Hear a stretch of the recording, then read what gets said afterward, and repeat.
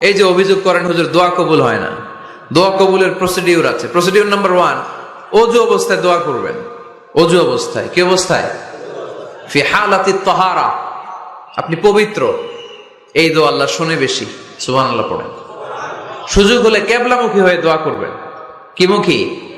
মুতাওয়াজ্জিহান ইলাল কাবা। নামাজে এটা ফরজ, দোয়াতে ফরজ না। অন্যমুখী হয়েও করলেও কবুল হয়, কিন্তু কিবলামুখী হয়ে দোয়া করলে এই দোয়া কবুল হওয়ার সম্ভাবনা বেশি না কম? দোয়ার আগে 3 বার ইস্তেগফার পড়ে নেন। পড়েন আস্তাগফিরুল্লাহ, আস্তাগফিরুল্লাহ, আস্তাগফিরুল্লাহ। যদি সুযোগ হয় দোয়াতে হাত তোলেন। কি তুলবেন? দোয়ায় হাত তোলা সুন্নাহ। আল্লাহর হাবিব বলতেন, ইযা সাআলতুমুল্লাহ ফাসআলুহু বিবুতুনি আকুফিকুম। যখন আল্লাহর কাছে চাইবে হাতের তালু দুইটা এইভাবে উঁচু করে চাইবে।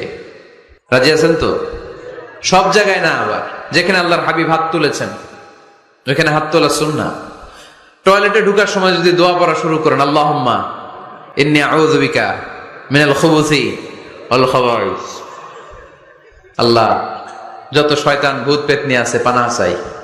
ওইখানে কি আমরা হাত তুলি এরকম? ওইটাও তো দোয়া। কথা বলেন। তাহলে সব জায়গায় না, যেখানে আল্লাহর হাবিব হাত তুলতেন ওইখানে হাত তোলা সুন্নাহ। হাত তুলবেন, হাত তুললে আল্লাহ খুশি হয়। আমরা তো এতটুকু তুলি, আল্লাহর হাবিব সাল্লাল্লাহু আলাইহি ওয়াসাল্লাম মাঝে মাঝে আবেগে হাত তুলতে তুলতে এরকম করতে করতে করতে এইভাবে তুলতেন। সুবহানাল্লাহ পড়েন। আরাফার ময়দানে এইভাবে হাত তুলেছেন। বৃষ্টির জন্য যখন দোয়া চাইতেন এরকম হাত তুলতে তুলতে এইভাবে তুলে ফেলতেন। আল্লাহুম্মা আসকিনা গাইসান মুগীসান মারিআন মুরিআন নাফিআন গায়রা দার আজিলান গায়রা আজিল। আল্লাহ, তুমি বৃষ্টি দাও, কল্যাণকর বৃষ্টি, যেই বৃষ্টিতে আমাদের জন্য রিজিক আসবে, যেই বৃষ্টির মাধ্যমে গবাদি পশুর রিজিক আসবে, এরকম কল্যাণকর বৃষ্টি দাও, তাড়াতাড়ি দাও, দেরি করো না। পড়েন আমিন। আবার যখন বৃষ্টি বন্ধের দোয়া চাইতেন তিনি পড়তেন আল্লাহুম্মা হাওয়ালাইনা ওয়ালা আলাইনা, মানে আল্লাহ আমাদের চারিদিকে বৃষ্টি দাও, মদিনাতে বৃষ্টি দিও না। সুবহানাল্লাহ। এই দোয়াগুলো আপনারা করবেন। আল্লাহর হাবিব সাল্লাল্লাহু আলাইহি ওয়াসাল্লাম মসজিদে নববীতে জুমার খুতবা দিচ্ছেন।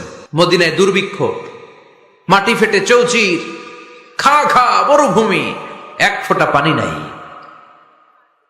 আল্লাহর হাবিব সাল্লাল্লাহু আলাইহি ওয়াসাল্লাম মিম্বারে দাঁড়িয়ে খুতবা দিচ্ছেন। এক সাহাবী এসে বলে, ইয়া রাসূলুল্লাহ, একটু দোয়া করেন, বৃষ্টির দোয়া। আল্লাহর হাবিব সাল্লাল্লাহু আলাইহি ওয়াসাল্লাম খুতবা বন্ধ করে দিয়ে দোয়া করা শুরু করে দিলেন। বাকি সাহাবারা বর্ণনা করলো, আল্লাহ রাসূল দোয়া করতে দেরি, মুহূর্তের মধ্যে ঝমঝম করে মদিনাতে বৃষ্টি নাজিল শুরু হয়ে গেল। এই যে দোয়ার তিনি করেছেন, বৃষ্টি নাজিল শুরু হলো, বৃষ্টি আর বন্ধ হয় না। ওই জুমাবার বৃষ্টি হলো, শনিবার হলো, রবিবার হলো, সোম মঙ্গল বুধ বৃহস্পতি শুক্র, টানা 7 দিন। সুবহানাল্লাহ পড়েন। এবার আবার অতি বৃষ্টির চোটে মদিনায় বন্যা শুরু হয়ে গেছে। কি বন্যা? পরের জুমাবারে ওই সাহাবী আবার খুতবার সময় আয়েশা হাজির। আয়েশা বলে, ইয়া রাসূলুল্লাহ, আর দরকার নাই, আর দরকার নাই, অনেক হয়েছে, এবার একটু বন্ধের দোয়া করেন। কিসের দোয়া?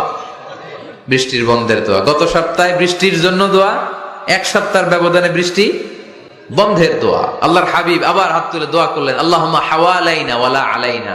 আল্লাহ, আর লাগবে না, হাওয়ালাইনা, আমাদের চারিপাশে দেন, পাহাড় পর্বতে দেন, মদিনাতে দিয়েন না। সাহাবারা বললেন, জুমার নামাজ পড়ে বের হয়ে দেখি পুরো মদিনার চারদিকে মেঘের একটা এরকম চাকতি, চারদিকে মেঘ, মাঝখানে নীল আকাশ আমরা দেখতে পেলাম।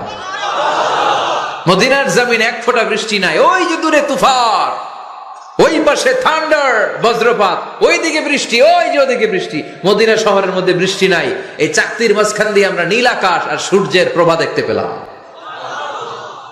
বিশ্বনবীর দোয়ার বরকত। হাত তুলে দোয়া করবেন, সব জায়গায় না, যেখানে আল্লাহর হাবিব করেছেন। দোয়া হাত তুলেও করা যায়, হাত না তুলেও করা যায়। যেভাবে আল্লাহরে ডাকেন তিনি শোনেন কিনা। আল্লাহর হাবিব বলতেন, ইন্নাল্লাহা হাইয়ুন কারীম। আল্লাহর হাবিব বলতেন, কেউ যদি হাত তুলে আল্লাহর কাছে দোয়া করে আর চায়, ওই হাত ফিরিয়ে দিতে আল্লাহর নাকি লজ্জা লাগে। সুবহানাল্লাহ কইতে পারলেন না? আবার দোয়া যখন করবেন আল্লাহর নামগুলো উচ্চারণ করে দোয়া করবেন। আল্লাহর অনেকগুলো সুন্দর নাম আছে না নাই? ইন্না লিল্লাহি 99 ইসমা। আল্লাহর রয়েছে 99টা সুন্দর সুন্দর নাম। এই নামগুলো যে মুখস্থ করবে, নামের হক যেই ব্যক্তি আদায় করবে, তারে জান্নাতের মালিক বানায় দিবে কে?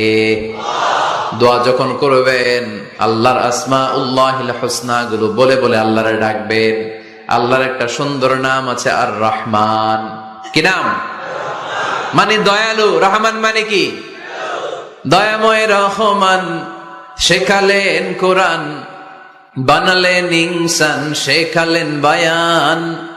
দয়াময় রহমান শেখালেন কোরআন, বানালেন ইনসান, শেখালেন বায়ান। দয়াময় রহমান শেখালেন কোরআন, বানালেন ইনসান, শেখালেন বায়ান। সুবহানাল্লাহ পড়ে। দয়াময় মেহেরবান, তিনি রহমান। এজন্য দোয়ার শুরুতে তারা ডাকেন, বলেন ইয়া রহমান। সবাই পড়েন ইয়া রহমান, ইয়া রহিম, ইয়া গফুর, ইয়া গফফার, ইয়া সত্তার, ইয়া জব্বার। দোয়ার শুরুতে এই নামগুলো ধরে ধরে যদি আবেগ নিয়ে, ভালোবাসা নিয়ে আল্লাহরে ডাকেন, দোয়া কবুল করে নিবে কে? এই দোয়ার মাঝখানে যদি এক ফোঁটা চোখের পানি ফেলতে পারেন, কবুল হবে? কবুল করবে কে?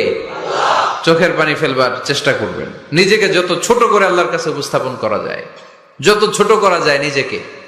আল্লাহর হাবিব সাল্লাল্লাহু আলাইহি ওয়াসাল্লাম, মহাবিশ্বের শ্রেষ্ঠতম মানুষ, তিনি দোয়ার সময় আল্লাহরে বলতেন, আল্লাহুম্মা ইন্নী আবদুক, আল্লাহ আমি আপনার দাস, আমি আপনার গোলাম। ওয়াবনু আবদিক, গোলামের ঘরের গোলাম। ওয়াবনু আমাতিক, দাসীর ঘরের গোলাম, বান্দির ঘরের গোলাম। আমার বাবা আব্দুল্লাহ আপনার গোলাম, আমার মা আমেনা আপনার দাসী। সুবহানাল্লাহ পড়বেন না? কিভাবে নিজেকে ছোট করতে হয় আল্লাহর হাবিব সাল্লাল্লাহু আলাইহি ওয়াসাল্লাম ছোট করতেন। গুনার কথাগুলো স্মরণ করবেন, আল্লাহরে বলবেন, আল্লাহ আমি ছাড়া তোমার অনেক বান্দা আছে, কিন্তু তুমি ছাড়া আমার আর কেউ নাই। ঠিক কিনা? এইভাবে যত ছোট করে নিজেকে উপস্থাপন করা যায় দোয়াতে, এই দোয়া কবুল করে নেবে কে? এরপরে সম্মিলিত যদি দোয়া হয়, যিনি দোয়া করবেন তার প্রতিটা দোয়ার পরে আমিন বলা সুন্নাহ।